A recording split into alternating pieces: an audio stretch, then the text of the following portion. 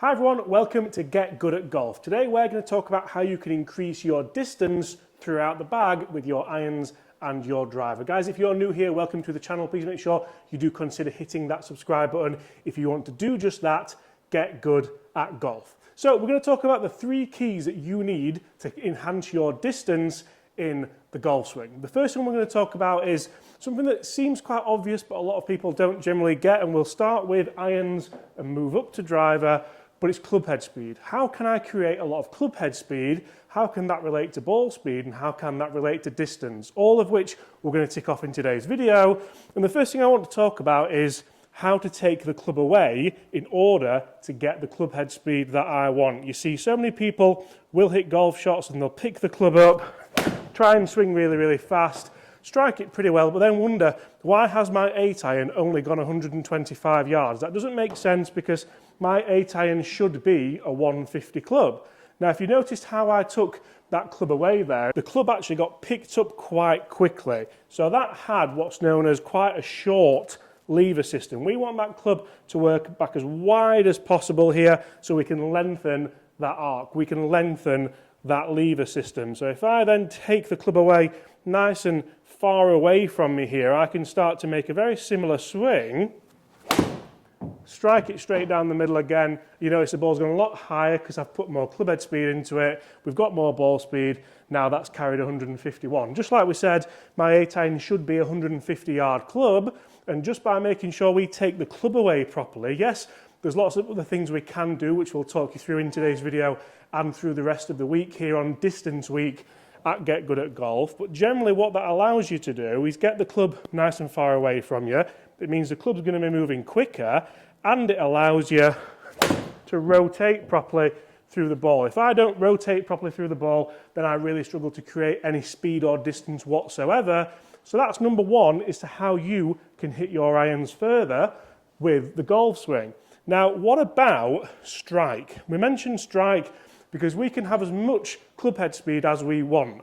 But if we don't generate the strike, you're not going to put that into ball speed. You're not going to see the distance, of which Chris has a really good drill for us a little bit later on in this video. So make sure you do stay tuned. But as I get to the top of my backswing, one of the problems that I see so often with golfers that don't generate a good strike is I see people moving towards the ball here. I see people who slide into the target here. And what we want to try and do is keep as centered as possible whilst rotating the body on the way down. So if I was to kind of move into the ball, so I can have a nice wide takeaway and then do that. Oh no, I've moved up into the ball. I've clearly not got the strike, as you can see in the top corner, and that's gone 20 yards. Now that is an extreme example, but realistically, it's sometimes what we do see. If I get to the top of the backswing and I feel like I transfer my weight into my left foot, you can see how there I want to rotate into there, want my hips to move down nicely, and I actually feel as though from the top I make a line at impact with my hip, my knee and my heel. So that almost posts down the entire way there. The weight goes into the heel. That means that my hips have rotated, and that means I get a strike, just like the shot I had earlier, where we can hit a lovely 8-iron up there to around 150 yards. So that covers 2 of the points that we've been talking about, especially with irons. What about now spin rate? How do we get the best spin rate to hit the best shots? And how can I do that with my driver? There's one man and one man alone who can answer this question. Let's see.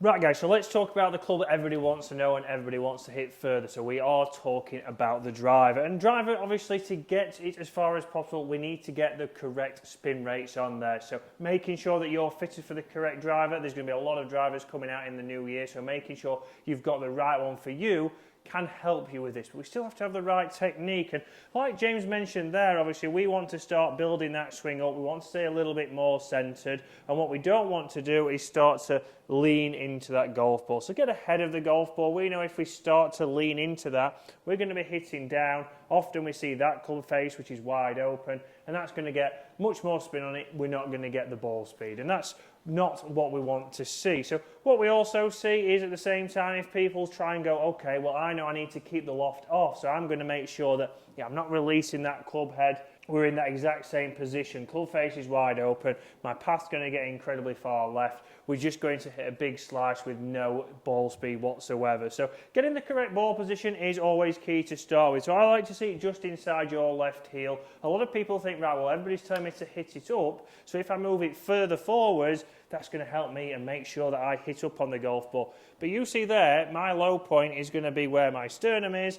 And if I'm there, that's going to be encouraging my club to actually be working left. Yes, maybe a little bit up still, but it's going to be working left. We're going to get toe strikes there. We're not going to hit it as hard or as centered as we want, and ball speed is going to drop again. So getting that ball position correct to start with is key. And then from here, we've got to think that when we are making that downswing, the first thing that I want to see is that lower body starts to move, but my arm stays connected to my chest. So my biceps still connected to my chest. I'm not throwing this club out there. Oh, I'm trying to get all the speed out there. I'm going to release it.